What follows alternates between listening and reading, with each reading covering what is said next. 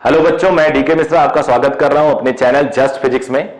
और इसमें हम ऐसे छोटे छोटे टॉपिक्स जो बच्चों के दिमाग में आते हैं उसको हम टैकल करते हैं। पूरी फिजिक्स की वीडियोस आपको मिलेंगी पूरे चैनल पे, कंप्लीट और विद हाई क्वालिटी फिजिक्स। ऐसा नहीं कि स्कूल लेवल लो लेवल की फिजिक्स है, आप इससे पूरी अपनी फिजिक्स की तैयारी कर सकते हैं, कोचिंग की तैयारी कर सकते हैं।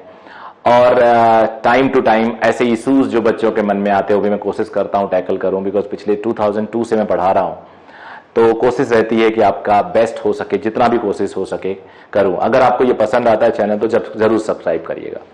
आज एक टॉपिक है कि अक्सर मैं, आप लोग भी देखते होंगे, कई बच्चे कहते हैं पढ़ूंगा तो आईआईटी या एनआईटी में, अथवा पढ़ूंगा ही नहीं, अन्यथा पढ़ूंगा ही नहीं। इस लेवल का डिटर्मिनेशन जब आप सुनते हो तो आपको अच्छा लगता है। मुझे तो बहुत अच्छा लगता है। मुझे लगता है चलो आधा काम हो गया मेरा। ऐसा बच्चा अगर मुझे मिलता है, मेरे यहां आता है, तो मुझे खुशी होती है कि आधा काम मेरा हो गया।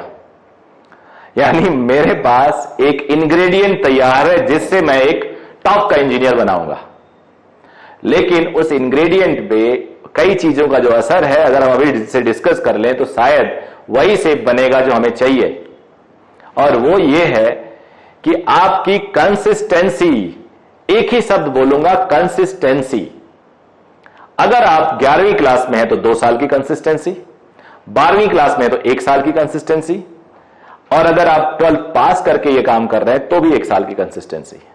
कंसिस्टेंसी को अगर आप सोचो, आप शुरू में जब कोई टारगेट उठाते हो ना तो बहुत मोटिवेटेड होते हो, बट वो ग्रेजुअली जो मोटिवेशन का ग्राफ है वो नीचे आने लगता है। फिर you need a injection, you need one injection, और फिर वो आपको एक्सलेरेट कर देती है, फिर नीचे आता है। इंजेक्शन की जरूरत तो सबको होती है, किसी किसी को ज्यादा, किसी किसी को कम। अब वो इंजेक्शन आपको खुद से लेना है, पेरेंट्स से लेना है, टीचर से लेना है, हम लोगों से लेना है, वो आपकी चॉइस है। कहां से काम चलता है? सबसे अच्छा होगा खुद से मोटिवेट हो जाओ। खुद से मोटिवेट बहुत कम % वाले बच्चे होते हैं, बहुत कम, पूरे 1000 में 1 बच्चा खुद से मोटिवेट होता है। अगर वो हो जाए तो बेस्ट है, नहीं तो हम लोग बैठे हैं, कोशिश करेंगे, बट बेटा कंसिस्टेंसी चाहिए आपको। आप याद करो, आप जब बोर्ड की तैयारी कर रहे थे आखिरी रातों में 10वीं या 12वीं की, तो बोर्ड के टाइम आपको ऐसे ऐसे कॉन्सेप्ट, ऐसा ऐसा फॉर्मूला याद हो जाता है जो पूरे साल आपके टीचर परेशान हो जाते हैं समझा के, आपको नहीं समझ में आता। और आपको बोर्ड के टाइम में कॉन्फिडेंस मिलता है, आपको मजा आता है, आपको आता है मुझे सब आ रहा है। और आप उस टाइम प्रॉमिस करते हो अपने आप से, यार इस साल तो मैं पूरे साल नहीं पढ़ा, अगर पढ़ा होता तो और मजा आता, लेकिन अगले साल जब मैं पढ़ाई करूंगा ना तो शुरू से ऐसी पढ़ाई करूंगा। ये हर बच्चा सोचता है बोर्ड देने वाला, कि अगले साल, अगली बारी बोर्ड के बाद जो नई क्लास में जाऊंगा शुरू से अच्छा पढ़ूंगा और टॉप कर सकता हूं। यार मैंने इस पढ़ाई से तो मैं टॉप कर सकता हूं पूरे इंडिया। अभी मैं 10 दिन से मेरे कॉन्सेप्ट इतने क्लियर होते हैं, अगर मैं साल भर से ये कॉन्सेप्ट क्लियर करता तो शायद मैं पूरा इंडिया टॉप कर सकता था, 100 में 100 नंबर ला सकता था। और यही कॉन्फिडेंस, यही अफसोस कई बार एग्जाम में होता है। एग्जाम के क्वेश्चन देख के आपको लगता है यार पढ़ा तो था, थोड़ा सा स्लिप कर रहा है, थोड़ा सा स्लिप कर रहा है, थोड़ा और पढ़ लिया होता तो ये हो जाता। और यार ये चीज ना आए तभी तो जाओगे आईआईटी एनआईटी में। आईआईटी एनआईटी में सिर्फ टॉप के बच्चे जाते हैं, आपको हर ब्रांच चाहिए नहीं। आप, I know you are highly ambitious, you want a good branch, good college, जहां पे पूरे देश का टॉपर बच्चा आता है, जहां का एक माहौल अलग होता है, जहां के एलुमनाई पूरे वर्ल्ड में छाए हुए हैं, टॉप कंपनीज के सीईओ हैं, ब्यूरोक्रेट्स हैं।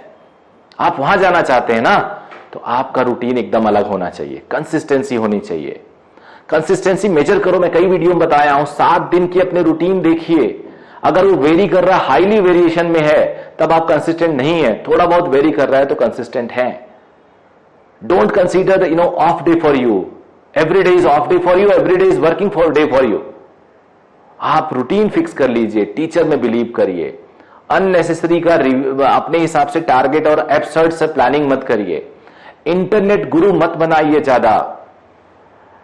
और बेटा सोशल मीडिया से दूर रहना पड़ेगा 12th क्लास तक, अगर आपको आगे जाना है तो सोशल मीडिया से आपको दूर रहना होगा।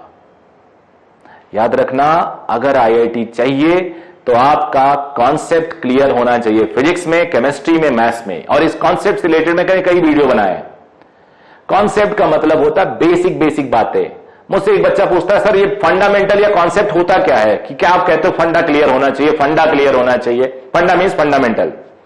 तो मैं बोलता हूं कि जब मैं कोई चैप्टर स्टार्ट करता हूं ना, तो जो उस दिन बोलता हूं फंडामेंटल है। If I am starting free body diagram, that is fundamental. If I am starting work energy theorem, so work define करता हूं, fundamental है. वर्क एनर्जी का कॉन्सेप्ट लिखवाता हूं, फंडामेंटल है. मैकेनिकल एनर्जी कंजर्वेशन बता रहा हूं, फंडामेंटल है. लेंज लॉ बता रहा हूं तो फंडामेंटल है. फेराडेज लॉ बता रहा हूं, फंडामेंटल है. बायोन-सेबर्ट लॉ बता रहा हूं, फंडामेंटल है. कूलम्स लॉ बता रहा हूं, फंडामेंटल है. तो जिस दिन पहली बार बात होती वही फंडामेंटल है. Make it very clear and believe me, you must be in top IIT और NIT एज डिजायर्ड. तो आई होप आप अपनी प्लानिंग अच्छा करोगे. छोटा वीडियो दे रहा हूं, बहुत ज्यादा बताने की जरूरत नहीं. तुम लोग खुद बहुत स्मार्ट बच्चे हो और मेरे यहां मेरे बच्चे जो मेरा वीडियो सुन रहे हैं, मैं तो चाहूंगा उनका बहुत भला हो, बहुत आगे जाए, जिससे कि हमें बहुत खुशी मिली. थैंक यू वेरी मच बेटा.